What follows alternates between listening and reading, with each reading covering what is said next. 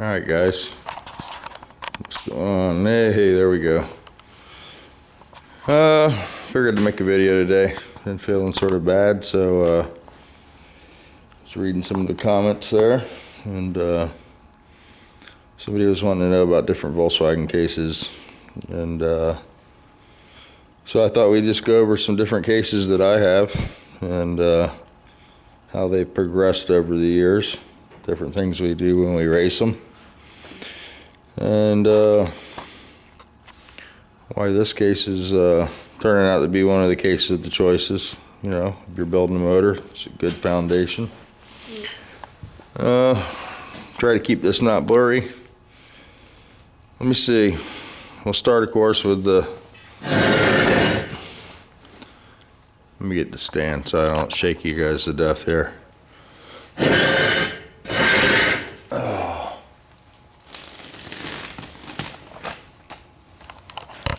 Do. All right. I don't know. I'll get this down one day. Can you see that, Matt? Because I know you're bored. No videos all day long.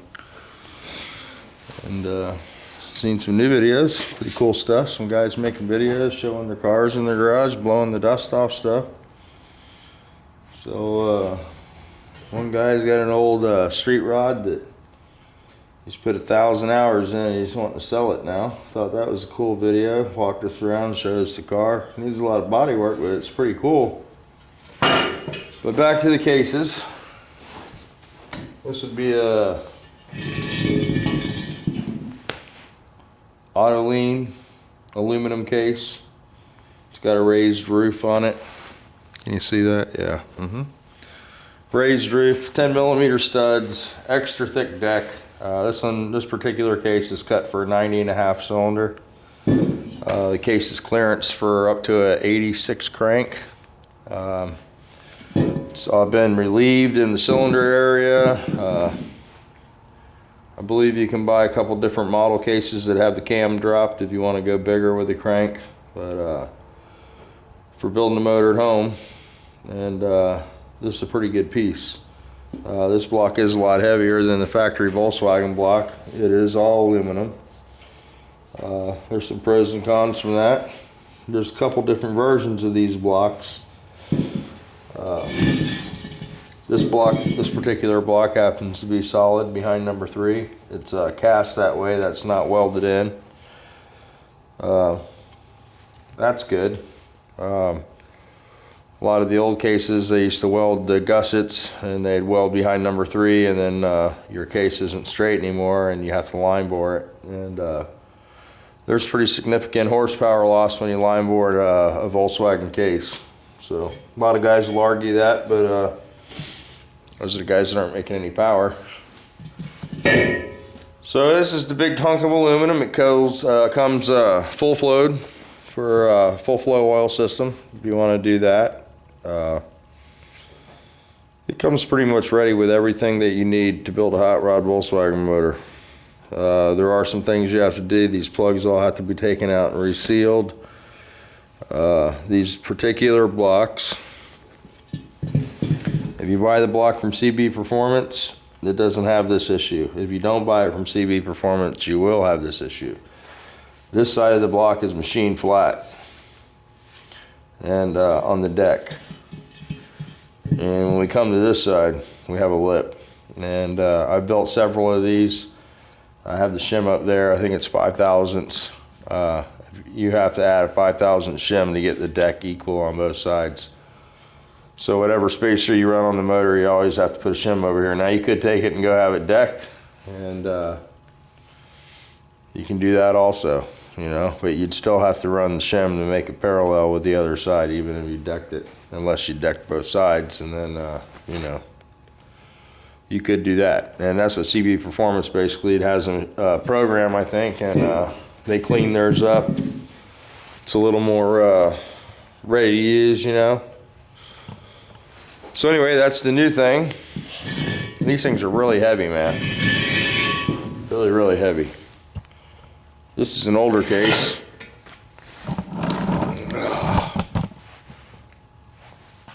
This is an old Potter case. Probably, let me guess. Let me see. I would say probably early 80s, mid 80s. This case can't be run with sheet metal on it. They've taken the gusseted to a whole new level on this one. It's gusseted behind the cylinder here. I guess this is to reinforce the bell housing area. This one's step board. So in the bore, you know it's stepped. It's got two ledges. That makes the landing a little stronger. A lot of guys in Florida, you can't hardly get that done here. They just want to cut a hole in the case, and that does weaken the deck surface of the motor. Even the empty case is step cut too. This case is welded up behind number 3, and it's welded up on this side also. These were pretty much welded everywhere you could do it. This is cleared here. A lot of you guys run Gene Berg was famous for selling them. Washington anti-shocker. Most of these cases are clearance for one of those because we used to run those a lot.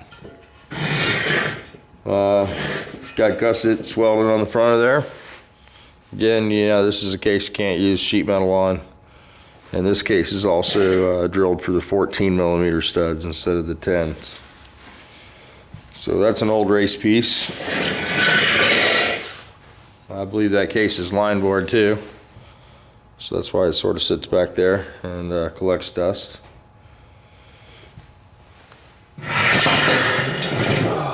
Let's see what we have here. This is AS41. And this has been cut for 94s. Whoops, you can't see, can you, Matt? And you can see how this guy just cut this clean through and sort of compromises the deck and didn't face it here, so we got a very narrow landing.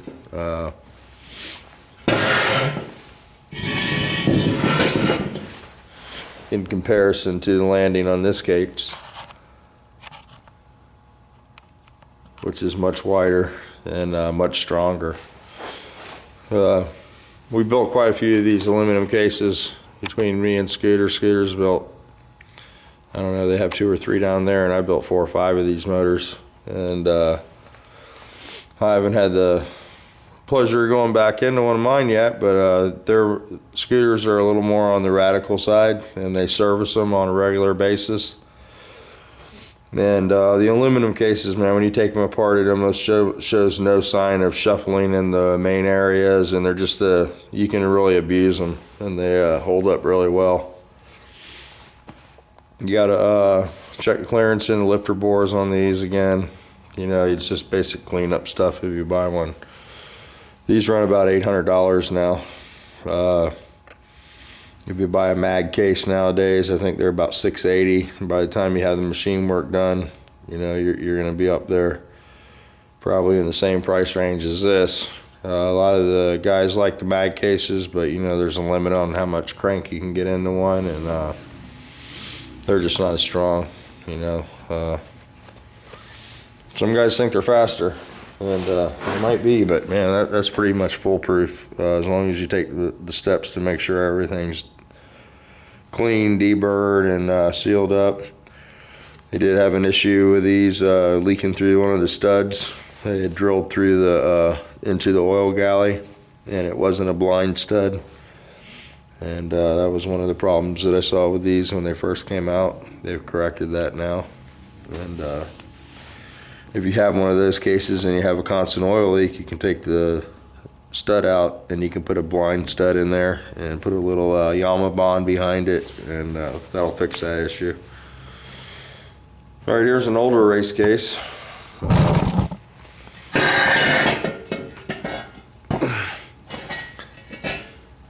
This has been all polished and cleaned up, and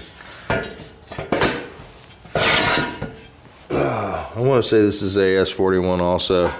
It's a universal case. How you like the floor mat? It's nice, isn't it? Universal case, full float. This particular case is clearance for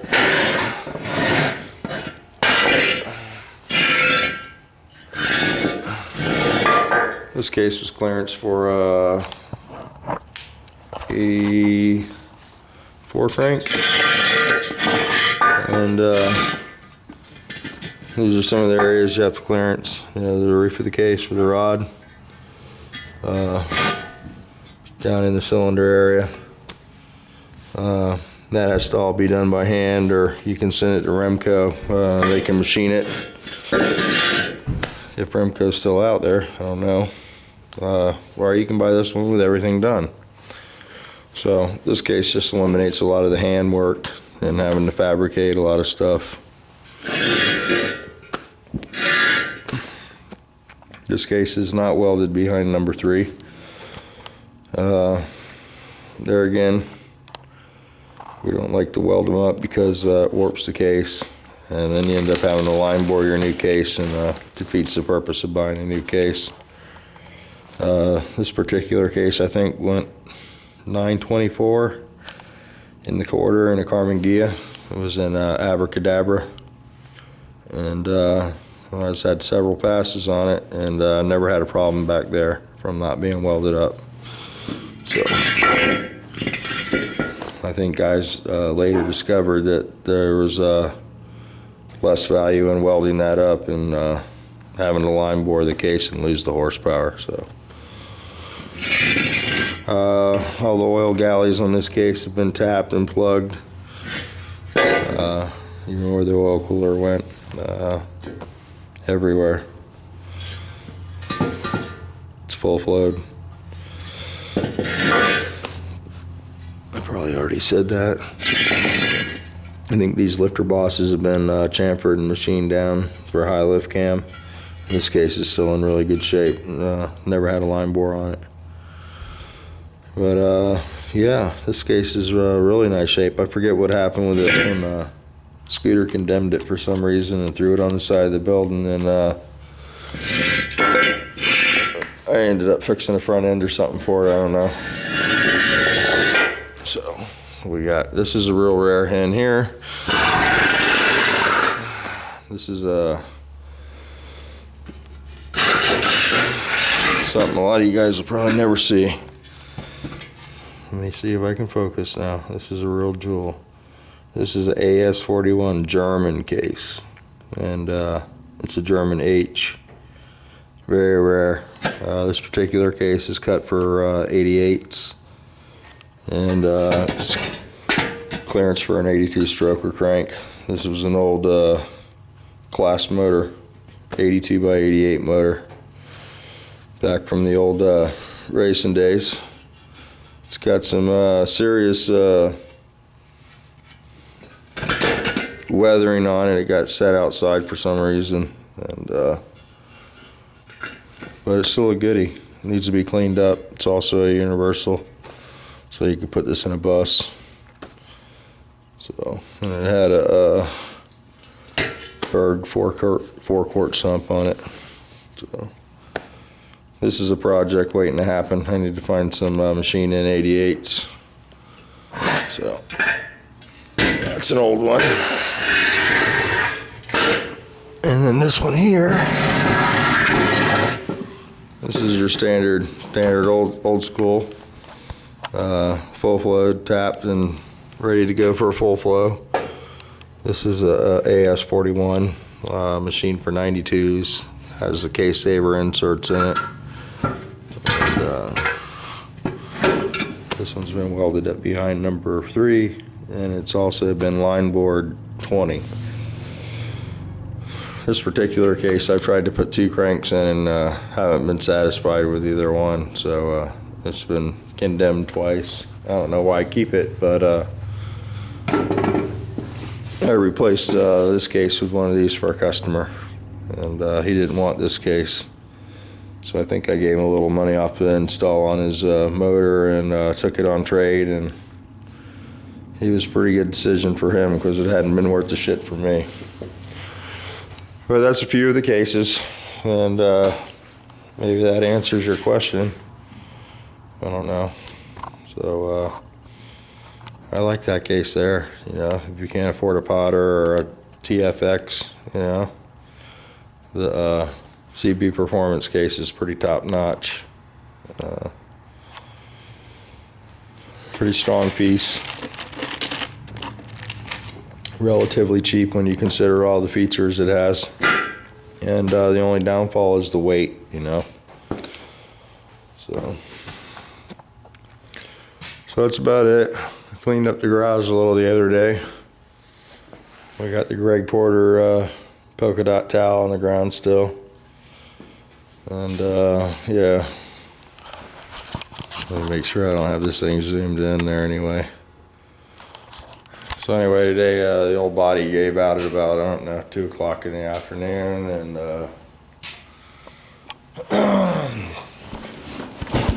I came home and passed out for a while. I guess it's like 10 o'clock now, so I'll be up all night. So I figured I'd come out and do this video. Probably gonna be boring, but I figure I better do one, you know. You guys are getting used to seeing me do videos. Some of you get stuff from it. Some of you don't, you know, whatever. Waiting for Tommy Shoe to make a video. Haven't seen one from him in a while. So, talked to Matt last night, Slow SRT. And, yeah. I wanted to do a video too on another subject. But I think maybe we'll save that for tomorrow. Well, I think we're going to have a little discussion on epoxy primers. Recently there's been some people on the internet with some misconceptions on how it should be used.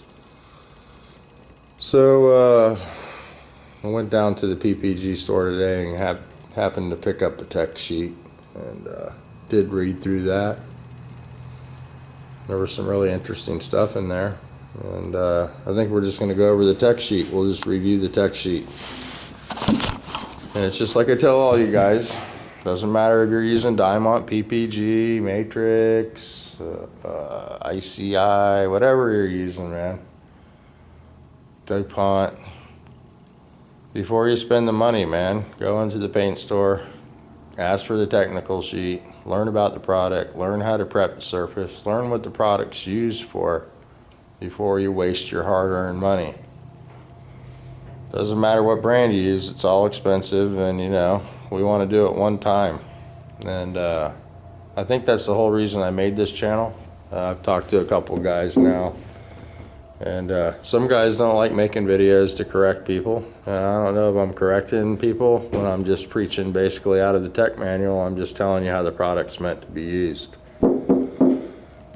So I guess some people have different interpretations on what the tech manual says, but when it says do not do something, you probably shouldn't do it.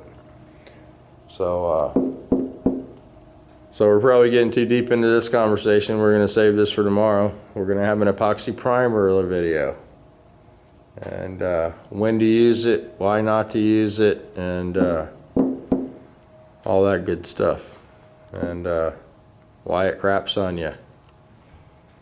So yeah, and you don't want to use epoxy primer, you know, and have it go bad, because usually you're using it, you know, before you paint the car. And man, once you spend the $400 or $500 for a gallon of base coat, and you figure out you made a mistake with the epoxy primer, we're pretty deep into the pocket, you know.